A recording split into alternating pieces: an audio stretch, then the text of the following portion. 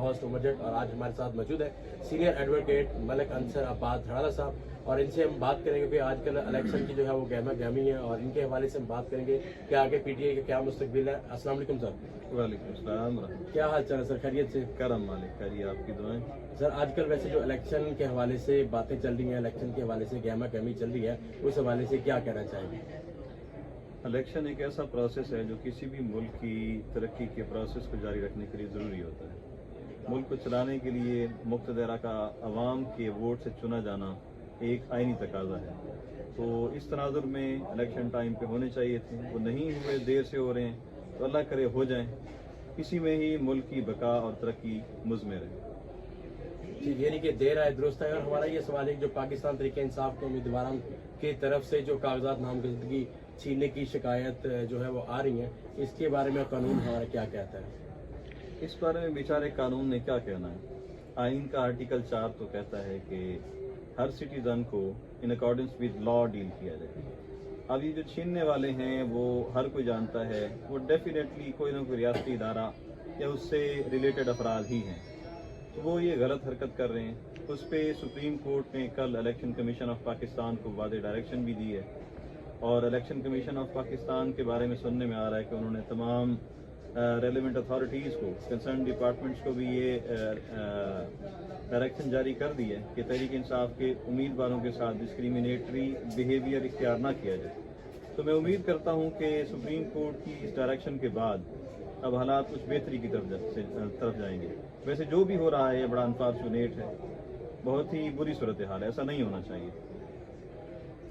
ठीक है, ऐसा इसमें यह है कि पीटीआई इलेक्शन जो है वो बल्ले का निशान जो है वो वापस ले लिया गया है, यानी कि उनसे बल्ले का निशान जो खत्म कर दिया गया। जिस मुताबिक पीटीआई का मुस्तकबिल आगे क्या होने जा रहा है? पीटीआई के तर्जुमानों के मुताबिक ये लंदन प्लान का एक हिस्सा है कि पीटीआई से बल्ले का निशान वापस ले लिया जाए। अब पीटीआई के पास दो रास्ते हैं। पहला रास्ता तो कानूनी रास्ता है कि इसके खिलाफ वो अपील में जाएं, रिट पिटीशन में जो भी लीगल रेमेडी बनती है वहाँ जाके सुप्रीम कोर्ट से या हाई कोर्ट से इलेक्शन कमीशन ऑफ पाकिस्तान के इस इलीगल ऑर्डर को सेट असाइड करें। वो अगर विद इन टाइम हो जाता है तो वेल एंड गुड, लेकिन उसके भी कुछ आगे मामलात मजीद बिगड़ सकते हैं। वो यूं कि अगर, क्योंकि अभी फ़िलहाल तो मिलेगा स्टे ऑर्डर, स्टे पे पीटीआई इलेक्शन में चली जाती है और इलेक्शन जीत जाती है। इलेक्शन जीतने के बाद फाइनल जब डिसीजन आता है और उस फाइनल डिसीजन में ये इलेक्शन कमीशन का जो फैसला है ये अपना मेंटेन रखा जाता है, तो पाकिस्तान तहरीक इंसाफ के तमाम उम्मीदवार जो बल्ले पे जीत के आए होंगे सारे के सारे आज़ाद तस्वुर होंगे। तो उस वक्त एक ब्लैकमेलिंग का नया सिलसिला शुरू हो जाएगा। तो इस सूरत में सेफ साइड ये रहेगी पीटीआई के लिए कि कोई भी एलाए पार्टी, जैसे वो कलम दबात के निशान से उनकी है शेख रशीद अहमद साहब की, या कोई और एलाए पार्टी है जो काबिल एतबार या काबिल इन्हिसार हो, अगर पीटीआई, जैसे पीछे हमारे पास हिस्ट्री में मिसाल भी मौजूद है कि पीपीपी पे, पीपल्स पार्टी पे जब पाबंदी लगी थी, उनके लिए मसाइल खड़े हुए थे, तो पीपल्स पार्टी पार्लियामेंटेरियन के नाम से मखदूम अमीन फ़हीम साहब के क्या कहते हैं ज़ेर क़यादत एक नई पार्टी रजिस्टर्ड करा के पीपल्स पार्टी इलेक्शन लड़ी थी और हुकूमत भी बनाई थी, जिसमें सदर जरदारी सदर भी बने थे और यूसुफ रज़ा गिलानी साहब उसमें वज़ीर आज़म बने थे। तो इस तरह का भी पीटीआई के पास ऑप्शन मौजूद है। इन दो ऑप्शंस को भी पीटीआई देख सकती है। अच्छा, यहाँ पर एक मैं छोटा सा सवाल जो है एक और थोड़ा सा ऐड करना चाहूँगा कि जितनी भी हुकूमत बनी है, जितने भी इलेक्शन लड़े हैं, लेकिन वो अपना जो है टाइम मुकम्मल नहीं कर पाए, इसकी क्या वजह है? ये बहुत ही काबिल अफसोस सूरत हाल है, क्योंकि पाकिस्तान में शुरू से ही जमहूरी अमल के रास्ते में रुकावटें खड़ी हुई हैं। वो रुकावटें खड़ी करने वाले हमारे अपने ही इदारे थे, हमारे ही अपने इदारों के अफराद थे। और जिस तरह अब आवाम के अंदर शऊर पैदा होता जा रहा है, मैं उम्मीद करता हूँ कि अब शायद कुछ बेहतरी आएगी।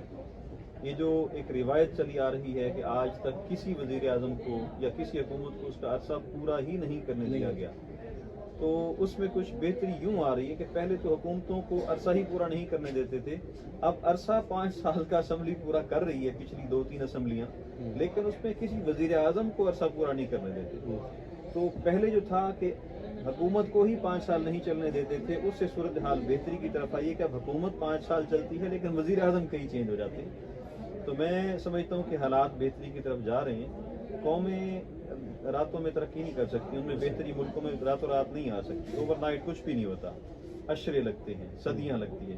तो मैं समझता हूँ कि कुछ ही अशरों में कम अज़ कम यहाँ तक बेहतर सूरत हाल पहुँच जाएगी कि ये जो इंटरवेंशन होती है, इंटरप्शन होती है बार बार गैर जमहूरी क़ुव्वतों की, वो ख़त्म होने की तरफ जाएगा ये मामला।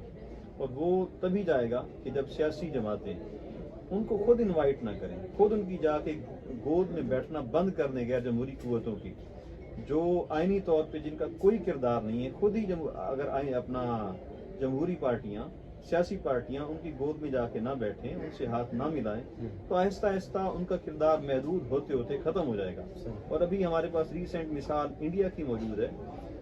मोदी साहब ये एक कानून लाने जा रहे हैं कि जितने भी कैंटोनमेंट बोर्ड्स हैं उनको ख़त्म करने, डिज़ोल्व करने जा रहे हैं, कि जितने भी कैंटोनमेंट एरियाज़ के अंदर सिविलियन एरियाज़ हैं उनको सिविलियन एडमिनिस्ट्रेशन के अंडर कर रहे हैं। सिर्फ जो बैरिक्स वाला एरिया है, जो क्या कहते हैं उनको,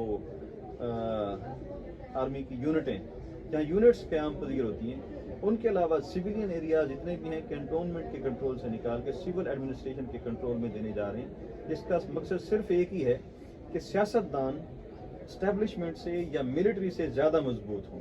और हकीकत भी यही है, जहाँ जहाँ जिन जिन मुल्कों में सियासी क़ुव्वतें ज़्यादा मजबूत हैं, मिलिट्री उनके कंट्रोल में या उनके अंडर है, वो ज़्यादा तरक्की याफ्ता हैं और वो ज़्यादा बेहतर अंदाज से आगे बढ़ रहे हैं बनिस्बत उनके जिन ममालिक में मिलिट्री या एस्टेब्लिशमेंट ज़्यादा मजबूत है। तो पाकिस्तान भी मैं उम्मीद करता हूँ कि आहिस्ता आहिस्ता बेहतरी की तरफ जाएगा, कि जो भी सूरत हाल इस वक्त चल रही है, उस तकरीबी जो तामीर के लिए जो तकरीब चाहिए होती है, तो उस तामीर की तरफ, ये जो तकरीब है मौजूदा, उस तामीर की तरफ एक सफ़र है और मैं उम्मीद करता हूँ कि ये सफ़र बेहतरी की तरफ ही जाएगा। थैंक यू सो मच जनाब, बहुत बहुत शुक्रिया मलिक अंसर साहब, आपने अपने कीमती लम्हात में से हमें टाइम दिया। नेक्स्ट वीडियो तक हमें दीजिएगा इजाज़त, अपना रखिएगा बहुत सारा ख्याल। अल्लाह हाफिज़। पाकिस्तान जिंदाबाद।